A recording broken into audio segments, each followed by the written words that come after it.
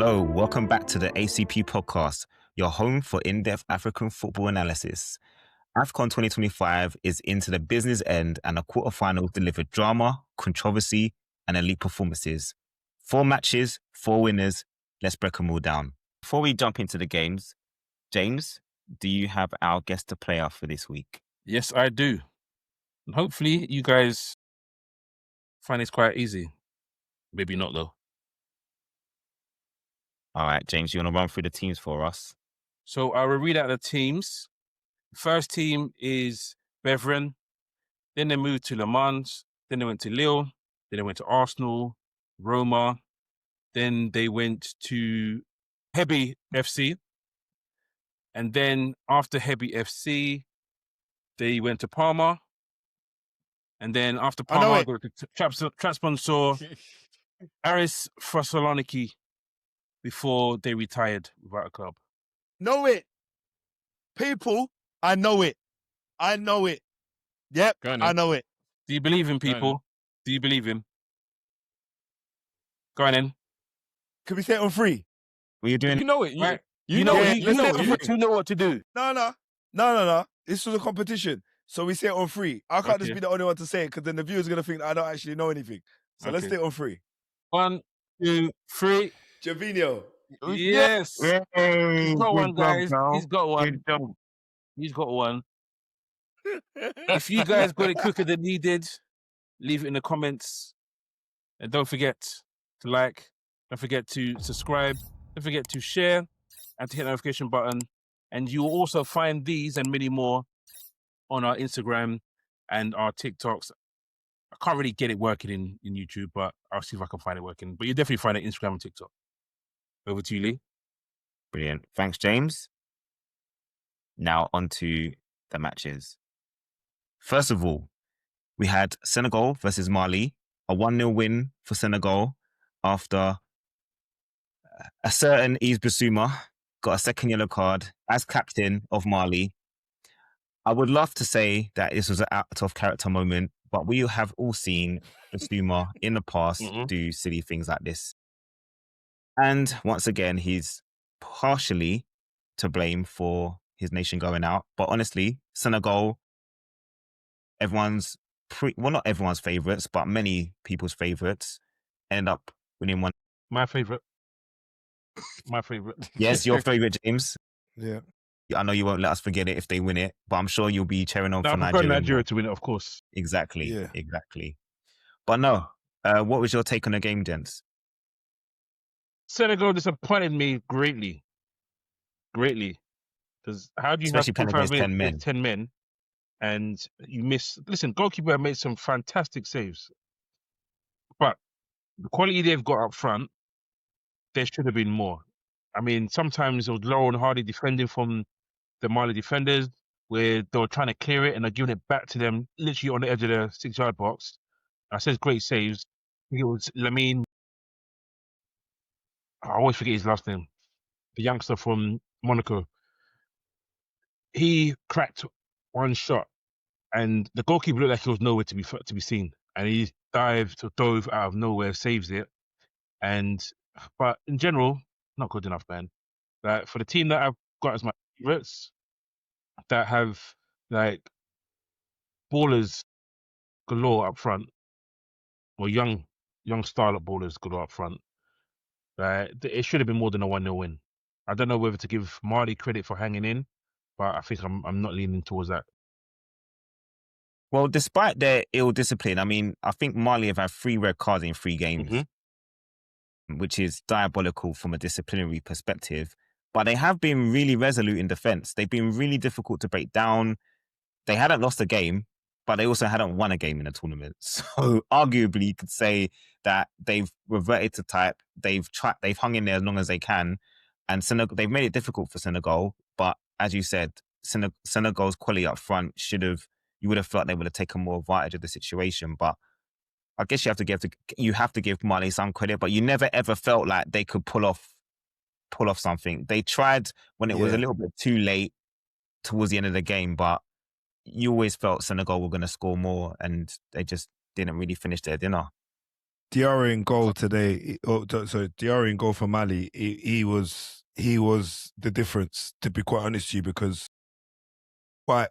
it quite easily could have been an embarrassing turn of events against Senegal.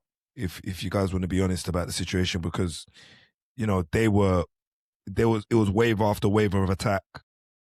Senegal, I mean, even for the Senegal goal, he made a great save. And Ndiaye just came in and had a 5-yard tap-in, basically. So was it a great save? It was. They have a fumble. No, it was a great save. That. It was a great save. Was it? He spills it. What, bro? Really? Bro. Your keeper does that. You're fighting him in the tunnel. Bro, I thought it was Onana in goal. That's how bad it was. I thought it was Onana in goal. Then I realised it's the wrong country. You lot are terrible. Onana's a new mania, He's left Manu. That's what it's steady. He can play football again. No, bro, that was not legit, bro. No, that wasn't. You think that's a poor goal, and then as I said, it's already been said really, some of Senegal's finishing was a bit poor. But there were some good saves by Mali's goalie. So I suppose at this time, at this point in the tournament, it's about just getting through, innit? Yeah. So Senegal's just done enough to get through, and they're definitely going to face sterner tests coming up in the next round. So you just take the victory. Do you think? And just keep moving. Do you think the referee missed the penalty to kind of make the difference? Because if you give a penalty against Mali, against Senegal.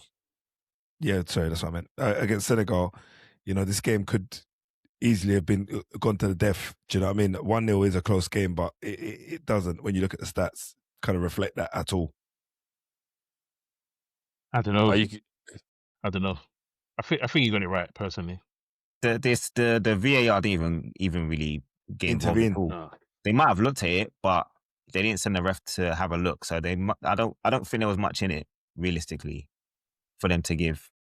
The referee's seen it and he's decided it's not a pen. So I don't think there's much more. I think Mali got what they deserved, man. They just weren't expansive enough going forward, and it proved to be their downfall. They were fortunate to even get through the last round, realistically, but Senegal will be relieved. They've got through, and we'll go on to the second match, which was Morocco versus Cameroon, and the hosts managing to get through again, 2-0. Another goal from Brahim Diaz, again leading the goals of the tournament right now. And did you really see Cameroon doing anything in this game? They got suffocated. You think they got stifled, bro? They got stifled, but they also got robbed, because they did enough to stay in the game. When you're away from home in a tournament, sometimes you have to do enough to stay in the game. And that penalty no call on Mbeumo, for me, was shocking. Like, the VAR sees the foot hook the leg before it lands. Yeah, it hooked the foot before it lands. That's a penalty. Can't get any clearer. So for VAR not to intervene and say, that's a penalty, which would have made it 1-1. I mean, that's poor. That's poor. Yeah, the problem is, obviously, you got 2 quarterfinals, 2 VAR interventions that you would argue that should have been, and they've not materialized, and teams have exited the competition. I think you're right, James. To be fair, I think they definitely missed. That's a howler of a decision to not make. And yeah, Cameroon will be pretty sour about it on the way out. And to think at that point it was 1-0. Do you know what I mean? So at 70th minute, or in and around the 70th minute, you go 1-1. You got 20 minutes to go. You fancy yourself either taking it into injury time or nicking it before the end of the game. So shortly after that, Morocco go and get their second, and then the VAR decision. I think hanging in is all well and good, but they were just getting suffocated in there. They were just as soon as they were on the ball, they just got swarmed in midfield. They really couldn't really get out. they had nothing really for Morocco to worry about. You had that one incident, but other than that, no shots on target. I'm not sure. No shots on target. We can talk about the penalty, but I still think that Morocco would go on to win that game. Yeah. By hook or by crook, something happens. I think they were the better team out of the two, and I think it was kind of disappointing from Cameroon, in my opinion.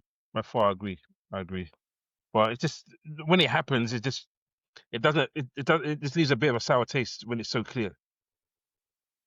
Yeah. Yeah. I think sometimes the host nation gets away with certain things. It's not just Morocco. It happens in most tournaments where you see the host nation. Sometimes they get a little favourable decisions in certain situations. But honestly, tactically, they changed it up for that game because they conceded. They allowed Cameroon to have possession of the ball because they really didn't believe that they had enough to break them down. Yeah. And as you said, they swarmed them by pressing them in certain areas, which obviously caused Cameroon more problems. But for Cameroon to not even get a shot on target, for them, they'll be extremely disappointed at going out like this.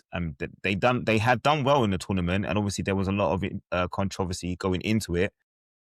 But now they're obviously out, and Morocco will move on. Do you think Morocco were? I would say, do you think they'll fancy their chances going into the semi-finals? Do you feel? Before I answer that question, in the spirit of fairness, Morocco should have had a penalty as well on Azuli, where he clearly got stamped on in the box, and the referee didn't even bother look at it. They were looking at something else. So there were 2 penalty decisions in that game, and both of them were no calls. So in all honesty, it was 1-1 on the no calls. And in terms of Morocco, maybe that second one wasn't given because of maybe it should have been given in the end. Yeah, maybe. And that one, they'll fancy themselves. Listen, they're unbeaten in 25 games. So and they're home. Yeah. Nigeria, they're probably the 2 best teams in the competition.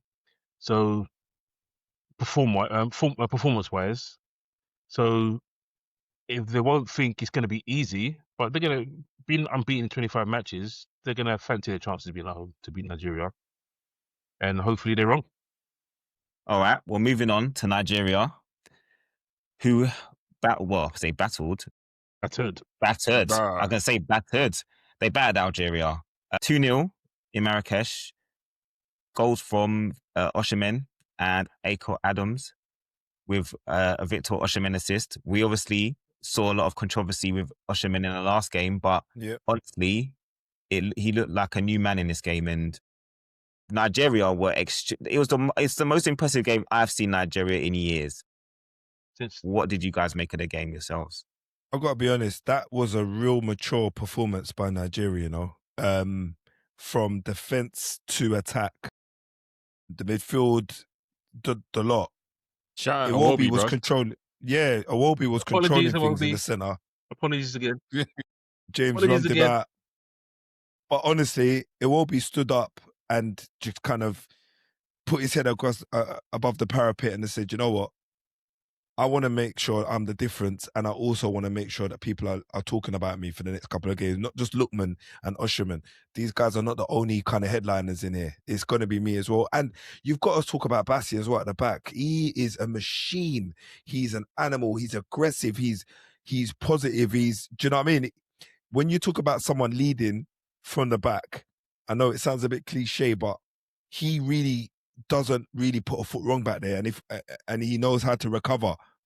So I feel like after you'd argue it's a faux pas in the last match, the way it ended up with Osimhen and all the conversations with that, you'll feel like Nigeria are good to get to the final, to be honest. I know, you still got one more step to get there, but they don't look, where are their weak points? I'm asking you guys now, where do you see a weakness in Nigeria? Honestly, for me, it's literally the harmony within the group. As long as they stay harmonious, and they've shown that throughout the tournament, no matter what's been going on, what everyone's been seeing on the outside, they've remained a unit, and that unity is what I think the reason why they've done so well this tournament. Every single game they seem to have a game plan, and barring I think the game against Tunisia where they almost let a 3-goal lead slip, they've looked in control of pretty much every game. But this one against Algeria, they just swarmed Algeria. Algeria didn't have a prayer in this game. And, they brought off arguably their talisman. Mahrez can't finish 90 minutes. I don't know. But he can't. He didn't get a sniff. He didn't get a sniff.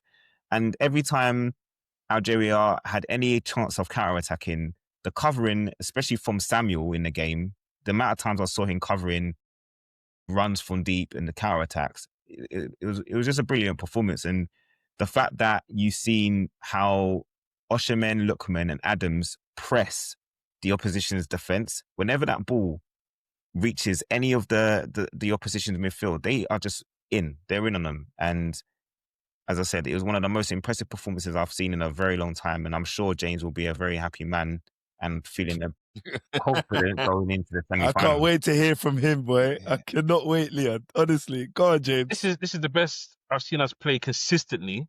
Not the best single performance, but the best I've seen us play consistently since Okocha was in his heyday. It's that far back. Consistently. And the structure, remember you guys asked me, what do I want to see? I said, I want to see us play a structured style of football with confidence and to show that they actually play in Europe.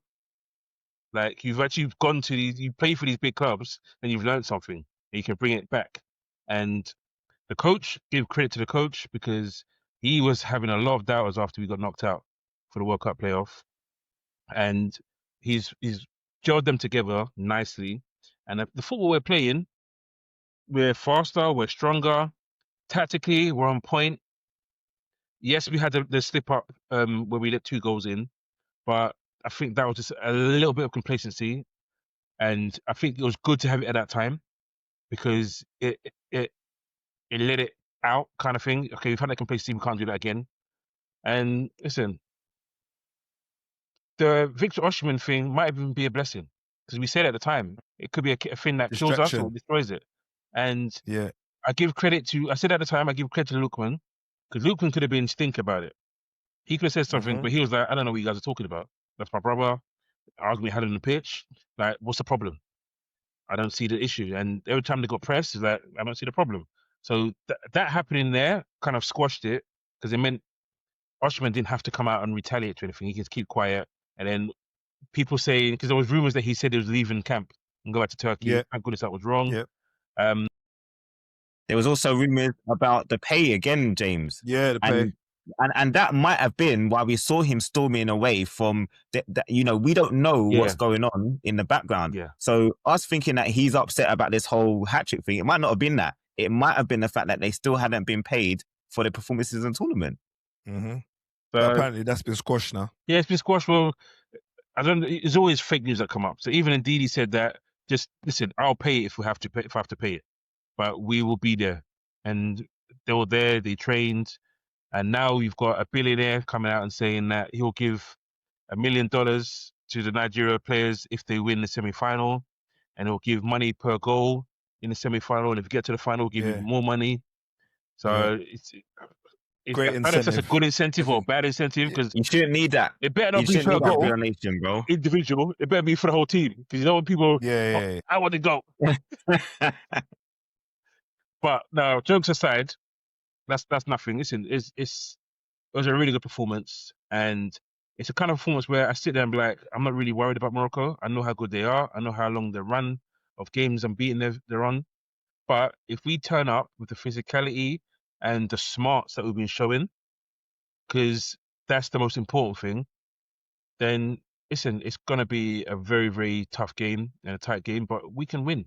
We've got the better striker. I know Diaz is on form, but we've got the better striker. Unfortunately, Ndidi got a suspension, which will be a blow. He might have been injured anyway, but he got suspended, which is a bit harsh.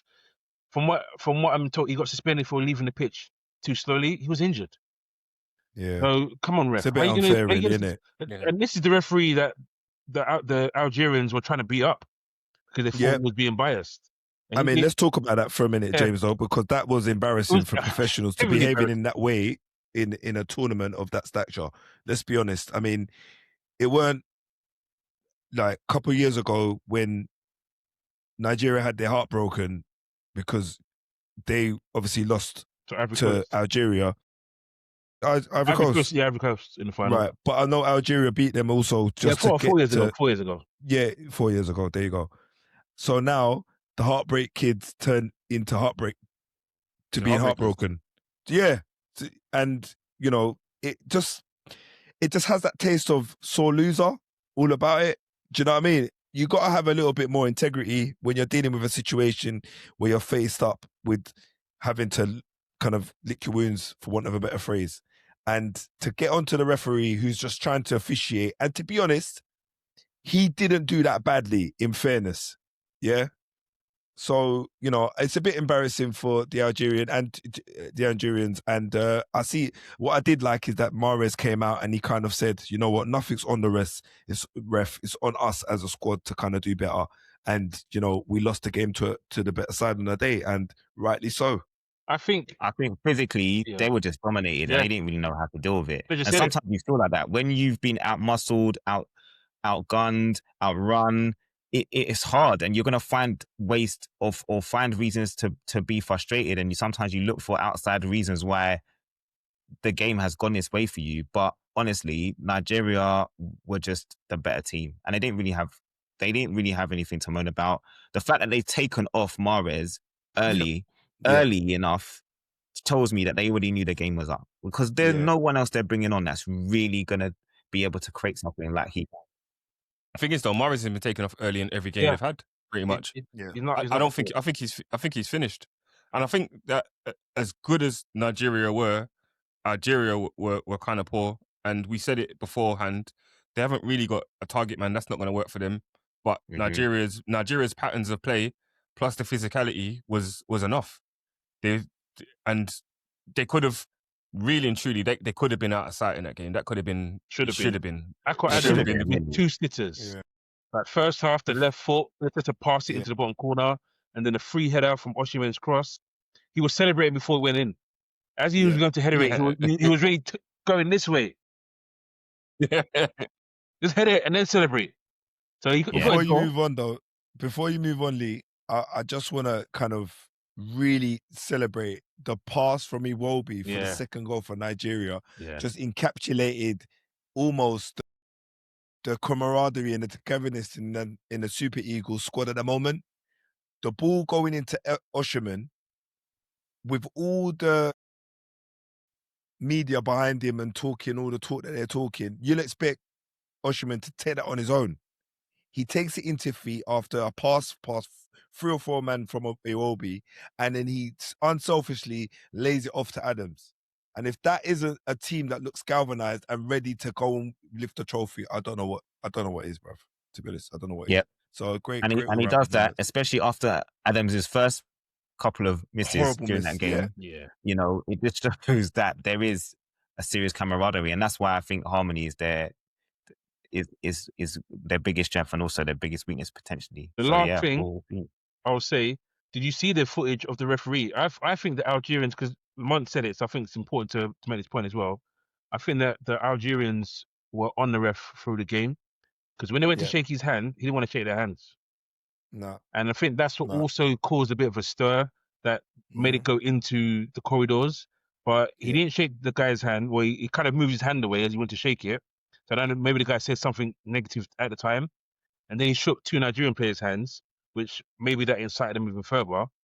Yeah. But the way it seemed, obviously we don't see it, but the way it seemed is they were onto him during the game, and he wasn't having a bar of it.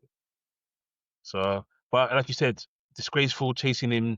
Man had to get a ring of security around him to get off the pitch. Yeah. And even when he went into the tunnel, they were still trying to attack him in the tunnel. And then to go further, the Algerian press were attacking Nigerian press. Yeah, it's just it just got out of hand. It just got out of hand, bruv. That whole melee was this embarrassing, to be honest with you. Nigeria won, Algeria lost. They, semi-finals looming. That's it. You know what I mean? Look at the next AFCON. You get yourself ready for that one. Those that are going to make it there.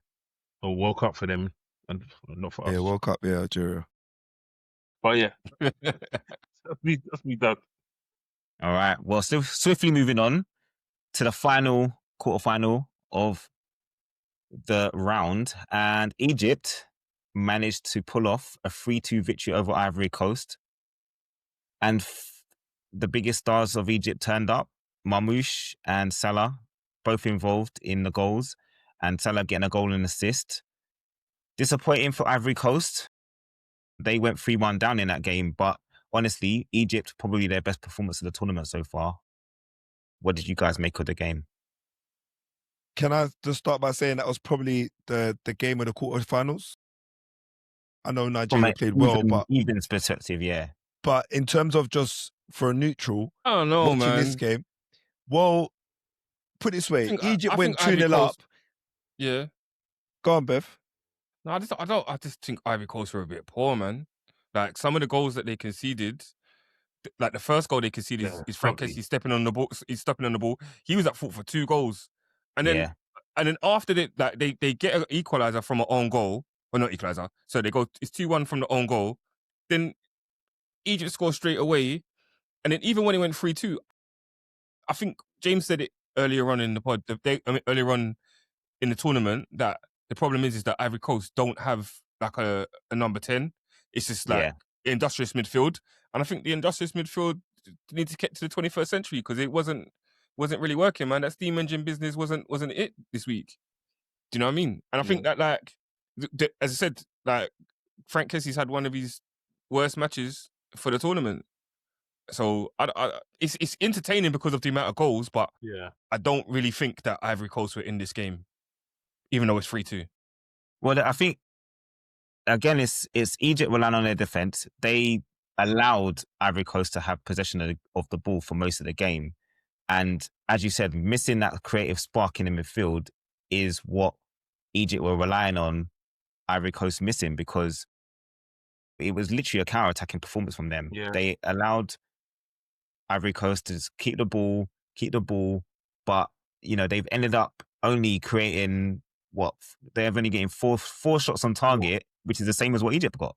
And you have to say, from Egypt's perspective, they've gone in through this tournament pretty much playing counter-attack, obviously against teams they expect to beat a little bit more so, but they don't have as many good players in other areas. Their key guys are in attack. So getting the ball forward early is important for them.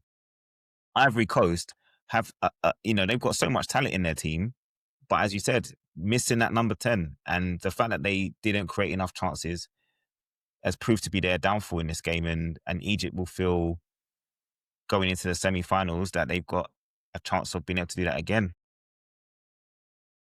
Disappointment, really, for Ivory Coast. It was unexpected. I thought it was going to be tight. I thought Ivory Coast should go through. And when you look at the stats, all the stats say Ivory Coast should have gone through.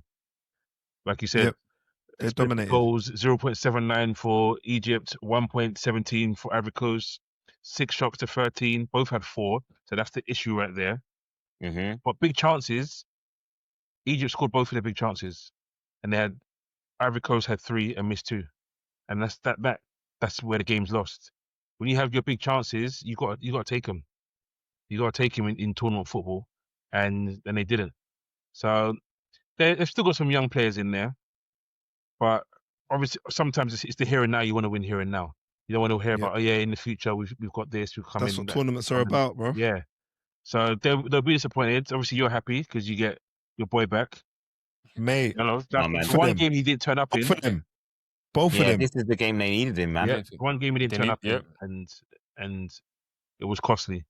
But listen, I would have liked to get Salah back.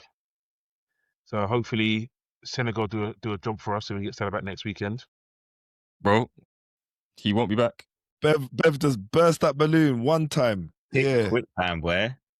To be fair though, Salah usually gets what he wants, innit? He might say, I'm not playing for a full playoff. I need to go back and help Liverpool. You never know. I doubt it. No, I not doubt likely. it. I doubt who he's captain. I doubt he'll run away. But it's not even so much that. It's the league. I can have that bit of hope.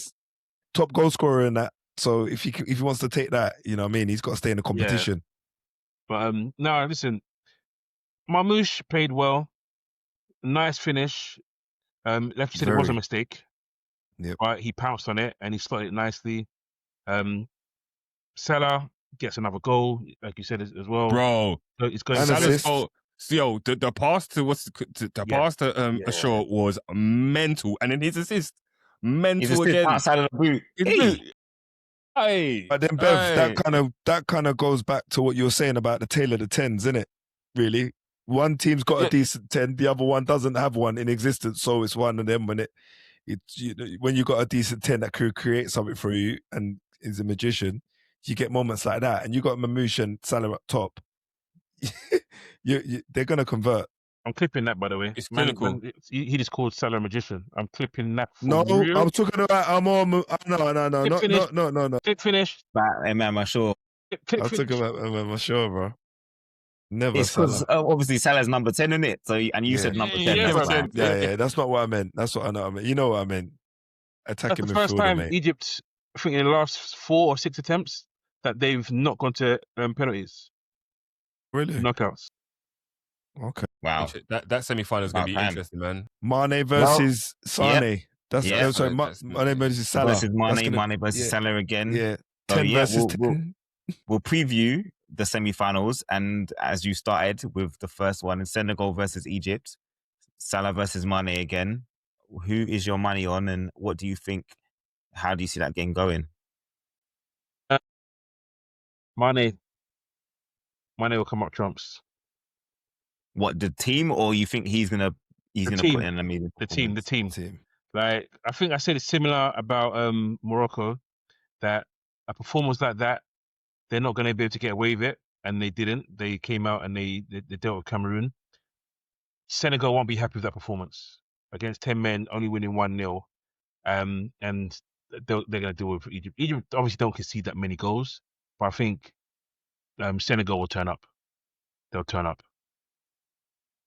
Win by 2 goals. Yeah. My money's on Senegal, but I think they're gonna find it difficult to break Egypt down. I think defensively Egypt are pretty good. I think it's just a case of whether Senegal can find their shooting boots, which they didn't have against Mali. If they bring them, I think they can pull that through. My guess is I would say a 2-1 to Senegal, but I can't see there being a lot of goals in this game.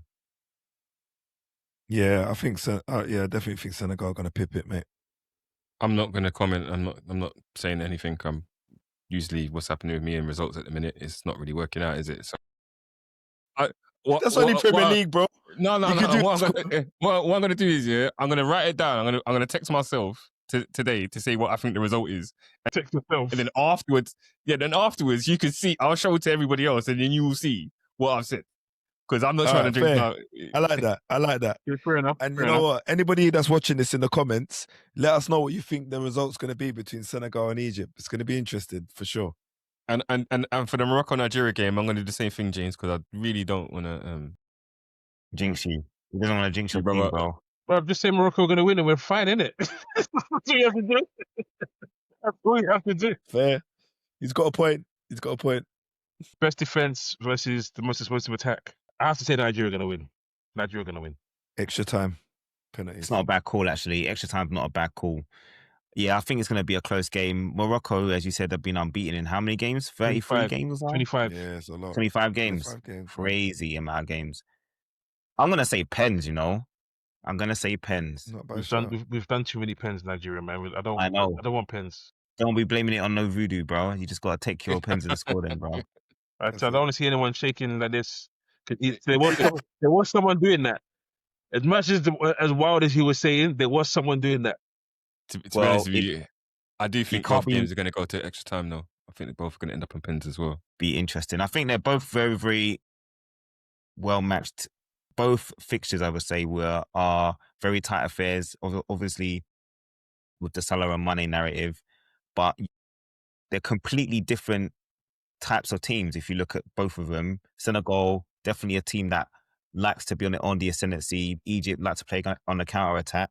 And Morocco, you've seen against Cameroon, they've allowed Cameroon to have a lot of possession, but Nigeria, the way they played against Algeria, that'd be a mistake. They can't afford to do that with the way that Nigeria are flying at the moment. And Didi will be a miss. Onyedika's good, though. I like Onyedika. He can step in and he can do a good job. I wouldn't mind having him in Liverpool, actually. I've been asking around last couple of days.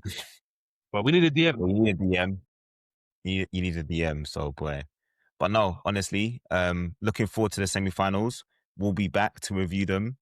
But before you go, don't forget to like, don't forget to subscribe, put your comments in there. We will reply to any comments that you make. And if you have any predictions for the semi-finals, please let us know. Gents, once again, it's been a pleasure to host you. Thank you for joining us. To the viewers at home, thank you for being with us again. Catch you next week. Take care. Peace. Big up.